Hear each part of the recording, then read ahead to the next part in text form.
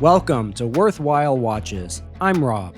I'm happy to say that I finally have a properly functioning Erebus Ascent to review. I did receive this watch back in mid-September, but unfortunately it had to immediately be sent away for repair. But more on that later. I'm excited to finally review this watch, better late than never. So without further delay, let's take a look at this Erebus Ascent.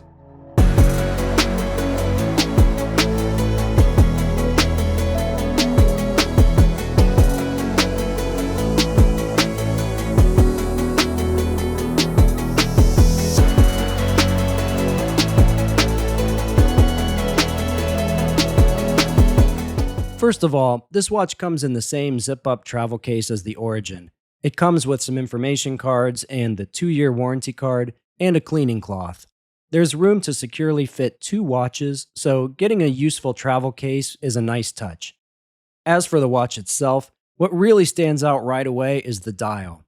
After much consideration, agonizing over the 12 different dials available during pre-order, I chose the Blue Helix dial, and I'm not disappointed. Much of the time, the helix pattern is quite subtle, but in the right light, it presents a fascinating swirling pattern. Looking close up, we can see the tiny Erebus logos that make up the pattern.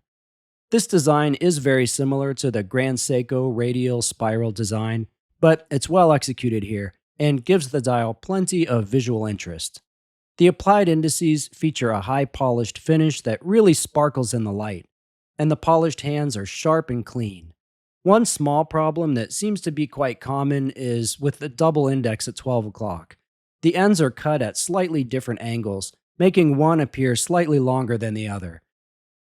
This is something difficult to see unless you're really looking for it, but it's one of those things that you can't unsee. This, along with a tiny imperfection on my 2 o'clock index, are about the only flaws I can find on this dial without really searching under high magnification. Overall, this dial is crisp and clean and looks great. The hands and indices feature BGW9 Superluminova, but we'll take a look at how it performs a bit later. The 2-piece applied logo, along with 3 lines of printed text, make for a well-balanced and uncluttered dial. The framed 6 o'clock date window is nicely incorporated with a color-matched date wheel. All of this results in a highly legible, well-balanced, refined, and symmetrical dial that looks fantastic on the wrist. Covering the dial is a nice piece of double-domed sapphire crystal with clear AR coating. This crystal offers good clarity with no distortion. Glare and reflections haven't been a problem at all. The case of the Ascent does a great job of hugging the wrist with its subtle curvature. At just under 39mm, this case is tastefully low profile. The 44.5mm lug-to-lug will allow it to fit a wide range of wrists, although the male end links of the O-style bracelet push the lug-to-lug out to about 51mm. So if you have a very small wrist, the J-style might be the better choice. I measure the case thickness, including the crystal, at just under 11mm, making for a nice slim watch on the wrist. The case is 316L stainless steel and is brushed on the top and bottom and polished everywhere else. The case brushing nicely matches the bracelet finish, and the bracelet fit is very solid with minimal gapping. The polished sides of the case taper out from the top and bottom to meet in the center, and the angle of the case perfectly matches the angle of the polished bezel, giving the watch a sleek and purposeful design that sits cleanly and unobtrusively on the wrist. The polishing is well done without any obvious streaking or irregularities, and the transitions from brushed to polished areas are quite clean and precise. I have no real complaints about the finishing of this watch, and I'd say it equals the finishing found on some big-name brands that charge quite a bit more than this Erebus. The signed crown measures about 6.2mm. It's nicely polished and textured for a good solid grip. Mine operates smoothly with good thread engagement. No problems here.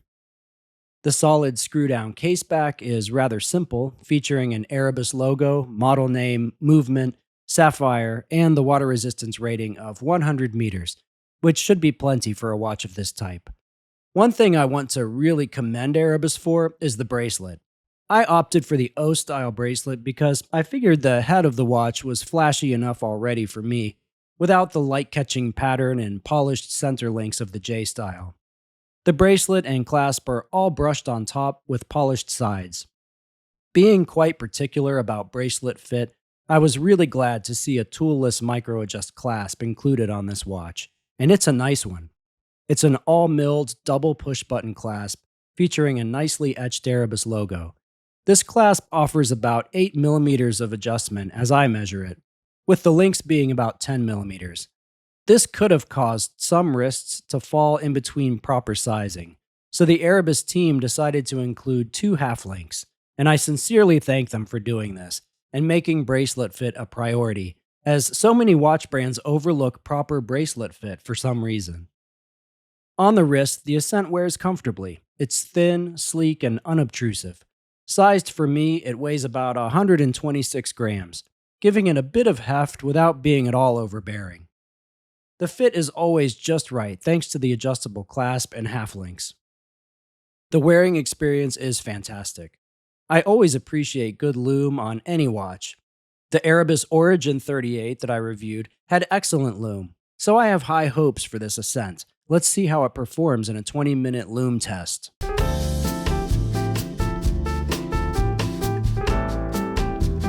That BGW9 is still glowing nice and strong after 20 minutes. I have to say, this is pretty impressive performance, especially for this style of watch. Nice job. One reason this watch is so nice and slim is the movement used. It's a Miyota 9015 movement, which is a 28,800 vibrations per hour movement that ticks 8 times per second. It has hacking and hand winding and a 42-hour power reserve. At only 3.9 millimeters thick, this movement can help slim a watch down quite a bit when compared to something like an NH35 with its 5.3 millimeter height.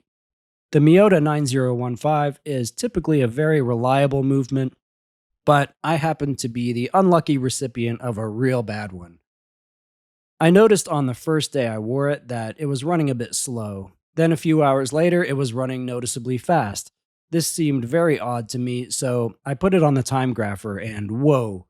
This thing was all over the place from one position to the next, going from minus 58 seconds per day to plus 245 seconds per day, with a low amplitude and huge beat error. But these things happen. It's certainly not the first time I've had to contact customer service and send a watch back for repair, and I'm sure it won't be the last. But this is where I have to say the Erebus team has a bit of room for improvement. I know Erebus is still a young brand and still working out all the kinks, but I have to report that customer service response time was quite slow compared to other watch brands. It took a few days just to get in contact with customer service, and then another 3 days to actually get a shipping label to send the watch back. I know that problems happen, and a delay like this isn't the end of the world, and I'm not upset about the situation, but I also know I wasn't the only one who was receiving a slow response during the Ascent launch. As someone who has worked in customer service, I know how difficult it can be, but I also know that response time is very important. Customers want to know that their problem has been heard and acknowledged, and that someone is working to resolve it. Being left in the dark can be very disconcerting, and customer service experience can really color someone's perception of a brand. And I want to see Erebus succeed. So Erebus, I hope you'll hear this for the positive, constructive criticism that it is, and focus on tightening up your customer service response time.